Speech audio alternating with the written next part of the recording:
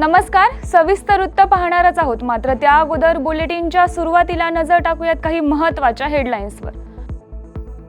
बुरा न मानो होली है म्हणत नाना पटोले यांची एकनाथ शिंदे आणि अजित पवारांना मुख्यमंत्री पदाची ऑफर. मुख्यमंत्री फडणवीसांनी घेतली पंतप्रधान नरेंद्र मोदींची भेट. तमिळनाडू सरकारनं रुपयाचं चिन्ह बदलल्यानं अर्थमंत्री निर्मला सीतारामन संतापल्या. आणि धारावीत घडलं हिंदू मुस्लिम ऐक्याचं दर्शन. नमस्कार, मी प्रज्ञा आणि आपण पाहताय न्यूज अनकट. महत्त्वाच्या हेडलाईन्स नंतर आता पाहूयात बातम्या विस्ताराने. राज्यात पुन्हा एकदा राजकीय भूकंपाचं वातावरण निर्माण झालंय. बुरा न मानो होली है म्हणत आज काँग्रेसचे माजी प्रदेशाध्यक्ष नाना पटोले यांनी उपमुख्यमंत्री एकनाथ शिंदे आणि अजित पवार यांना मुख्यमंत्री पदाची ऑफर दिली. आमच्याकडे या, आम्ही पाठिंबा देऊ या विधानामुळे राज्यातील राजकारण चांगलंच तापले. राज्याचे उपमुख्यमंत्री तथा अर्थमंत्री अजित पवार यांनी गत सोमवारी राज्याचा अर्थसंकल्प मांडला. त्यानंतर झालेल्या पत्रकार परिषदेत एकनाथ शिंदे यांनी मुख्यमंत्री पदाच्या बदललेल्या खुर्चीवर केलेल्या विधानाची चर्चा चांगलीच रंगली होती. या पार्श्वभूमीवर नाना पटोले यांनी एकनाथ शिंदे व अजित पवारांना मुख्यमंत्री पदाची ऑफर दिल्याचं कळतंय. मुख्यमंत्री देवेंद्र फडणवीसांनी काल पंतप्रधान नरेंद्र मोदी यांची भेट घेत राज्यातील प्रकल्पासाठीच्या निधीबाबत चर्चा केली. या भेटीनंतर आज देवेंद्र फडणवीस यांनी मोठी घोषणा करताना IITच्या पार्श्वभूमीवर राज्यात IICT तयार करण्याचा निर्णय घेतल्याचं सांगत पहिली IICT मुंबईत गोरेगाव फिल्म सिटी येथे होणार असल्याचं सांगितले.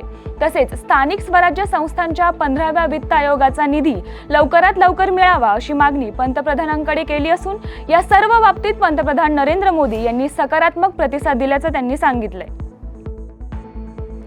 गेल्या काही दिवसांपासून भाषेच्या मुद्द्यावरून तमिळनाडू सरकार आणि केंद्र सरकारमध्ये वाद सुरू आहेत. यातच तमिळनाडूचे मुख्यमंत्री MK स्टॅलिन यांनी एक मोठा निर्णय घेतलाय.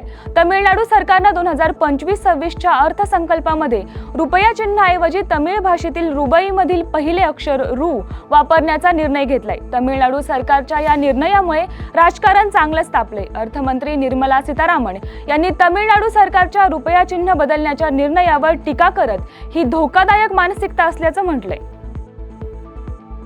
दरवर्षीप्रमाणे यंदाही हिंदू मुस्लिम ऐक्याचं उत्तम उदाहरण असणारी होळी धारावीतील गौसिया मशिदीसमोर साजरी करण्यात आली. यंदाही हा होलिकोत्सव एकात्मतेच्या वातावरणात साजरा करण्यात आलाय. यावेळी हिंदू मुस्लिम बांधवांनी एकमेकांना शुभेच्छा दिल्यात. यासह बुलेटिनमध्ये घेऊयात एक छोटीशी विश्रांती. तोपर्यंत पाहत रहा न्यूज अनकट. ऐतिहासिक वारसा लाभलेला मराठ मुलूक महाराष्ट्र. या महाराष्ट्राला विविध रंगी छटा आहेत. साहित्य, कला, पर्यटन, नृत्य, भाषा, संत परंपरा अशा विविधतेने तो नटलेला आहे.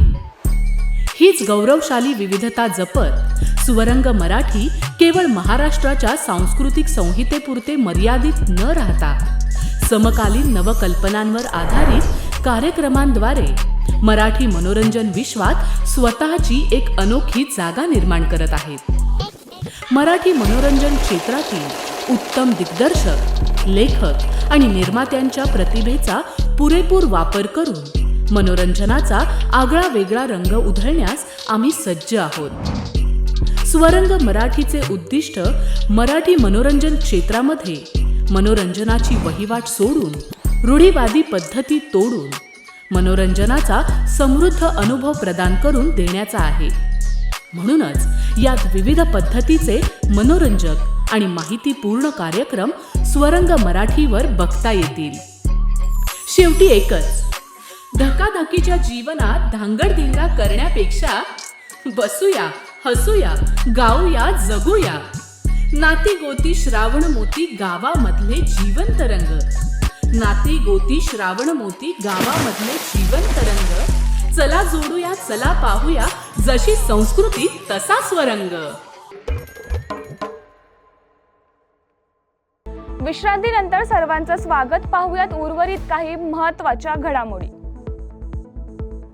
जालन्यात धुलीवंदनाचा मोठा उत्साह पाहायला मिळत असून जालन्यात रंग खेळण्यास सुरुवात झाली आहे। रंग खेळण्याचा बच्चे कंपनीत मोठा उत्साह असून एकमेकांना रंग लावण्यात बच्चे कंपनी दंग झाली आहे। आज धुलीवंदन सण सर्वत्रच मोठ्या आनंदात साजरा करण्यात येतोय।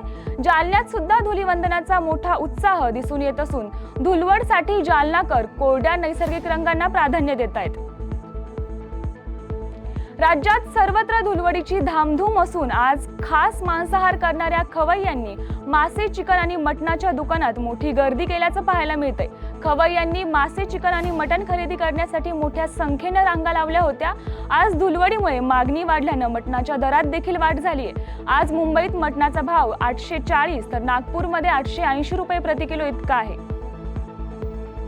निवडणुकांमध्ये महायुतीने दिलेली आश्वासने पाळली नसल्यानं जळगावच्या चोपडा तालुक्यातील वर्डीच्या शेतकऱ्यांनी सरकारच्या जाहीरनाम्याची होळी करत निषेध नोंदवलाय।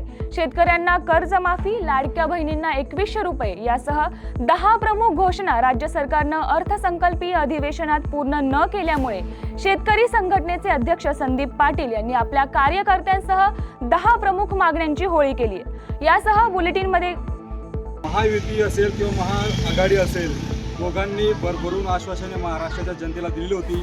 त्याच्यात जनतेने त्या आश्वासनाला भुलून महायुतीचं सरकार या राज्यामध्ये आणलं व महायुती सरकारने जाहीरनाम्यामध्ये 10 ठळक मुद्दे दिले होते। त्याच्यात पहिला मुद्दा होता शेतकऱ्यांना संपूर्ण कर्जमाफी देऊन MSP वर 20% आम्ही सबसिडी देऊ, तसेच राज्यातील लाडक्या बहिणींना 1500 रुपयावरून 2100 रुपये आम्ही दरमहा देऊ। याप्रमाणे 10 ठळक मुद्दे त्यांनी दिले होते। त्याच्यापैकी आता 4 दिवसापूर्वी जो अर्थसंकल्प सादर केला गेला त्याच्यात 10 मुद्द्यांवर चर्चा न होता वेगळ्याच मुद्द्यावर चर्चा होऊन तो अर्थसंकल्प सादर केला गेला व 10 मुद्द्यांपैकी एकही मुद्दा हा शाश्वत महाराष्ट्रातील शेतकऱ्यांसाठी सार्थक ठरलेला नाही आहे। या लबाड सरकारची लबाडी उघडकीस आणण्यासाठी आज होळीच्या निमित्ताने आम्ही त्यांच्या जाहीरनाम्याची होळी करत आहोत आणि महाराष्ट्रातील जनतेला हे कळावं की या सरकारने आपल्याला किती भूलथापा देऊन ही सत्ता भोगतायत। याच्यासाठी आज या जाहीरनाम्याची आम्ही होळी करत आहोत। यासह बुलेटिनमध्ये घेऊयात एक छोटीशी विश्रांती। कुठेही जाऊ नका, पाहत रहा न्यूज अनकट। ऐतिहासिक वारसा लाभलेला मराठ मुलूक महाराष्ट्र। या महाराष्ट्राला विविध रंगी छटा आहेत। साहित्य, कला, पर्यटन, नृत्य, भाषा, संत परंपरा अशा विविधतेने तो नटलेला आहे। हीच गौरवशाली विविधता जपत स्वरंग मराठी केवळ महाराष्ट्राच्या सांस्कृतिक संहितेपुरते मर्यादित न राहता समकालीन नवकल्पनांवर आधारित कार्यक्रमांद्वारे मराठी मनोरंजन विश्वात स्वतःची एक अनोखी जागा निर्माण करत आहेत। मराठी मनोरंजन क्षेत्रातील उत्तम दिग्दर्शक, लेखक आणि निर्मात्यांच्या प्रतिभेचा पुरेपूर वापर करून मनोरंजनाचा आगळा वेगळा रंग उधळण्यास आम्ही सज्ज आहोत। स्वरंग मराठीचे उद्दिष्ट मराठी मनोरंजन क्षेत्रामध्ये मनोरंजनाची वहिवाट सोडून, रूढीवादी पद्धती तोडून मनोरंजनाचा समृद्ध अनुभव प्रदान करून देण्याचा आहे। म्हणूनच यात विविध पद्धतीचे मनोरंजक आणि माहितीपूर्ण कार्यक्रम स्वरंग मराठीवर बघता येतील। शेवटी एकच, धकाधकीच्या जीवनात धांगडधिंगा करण्यापेक्षा बसूया, हसूया, गाऊया, जगूया। नाती गोती श्रावण मोती गावामधले जीवंत रंग, नाती गोती श्रावण मोती गावामधले जीवंत रंग। चला जोडूया, चला पाहूया, जशी संस्कृती तसा स्वरंग। विश्रांतीनंतर सर्वांचं स्वागत। पाहूयात उर्वरित काही महत्त्वाच्या घडामोडी। महाराष्ट्रासह राजस्थान आणि गुजरातमधील अनेक भागांत उष्णतेची लाट तीव्र झाली असून तापमानात मोठी वाढ झाली आहे। महाराष्ट्रातील ब्रह्मपुरी येथे सर्वाधिक 42 अंश सेल्सिअस कमाल तापमानाची नोंद झाली आहे। तसेच अनेक शहरांमध्ये तापमान 40 ते 41 अंश सेल्सिअसच्या पुढे गेले। गुजरात आणि राजस्थानमधील अनेक शहरांमध्ये तापमानानं 40 अंश सेल्सिअसची पातळी ओलांडली आहे। गोंदिया जिल्ह्याच्या आमगाव तालुक्यातील पदमपूर सावंगी गावात अनैतिक संबंधातून तरुणाची गळा कापून हत्या करण्यात आल्याचा धक्कादायक प्रकार उघडकीस आलाय. नरेश चौधरी असं या खून झालेल्या तरुणाचं नाव असून या घटनेमुळे तालुक्यात खळबळ उडाली आहे. नरेश चौधरी याचा मृतदेह सावंगी पदमपूर मार्गावर एका शेतात आढळला. ही हत्या अनैतिक संबंधातून झाली असल्याचं तपासात उघड झालंय. पोलिसांनी या प्रकरणी 25 वर्षीय आरोपीस ताब्यात घेतले.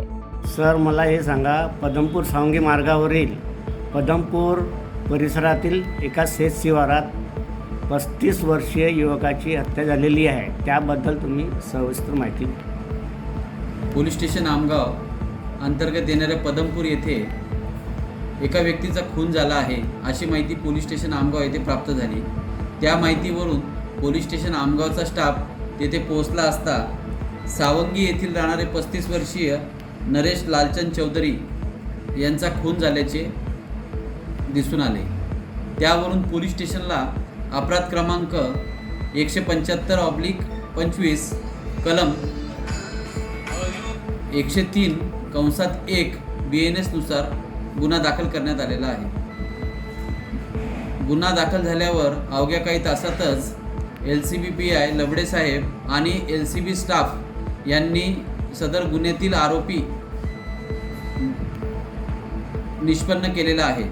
हा खून श्रवण हरिचंद सोनावणे राहणार सावंगी यांनी केल्याचे LCB स्टाफ यांनी निष्पन्न केलेले आहे.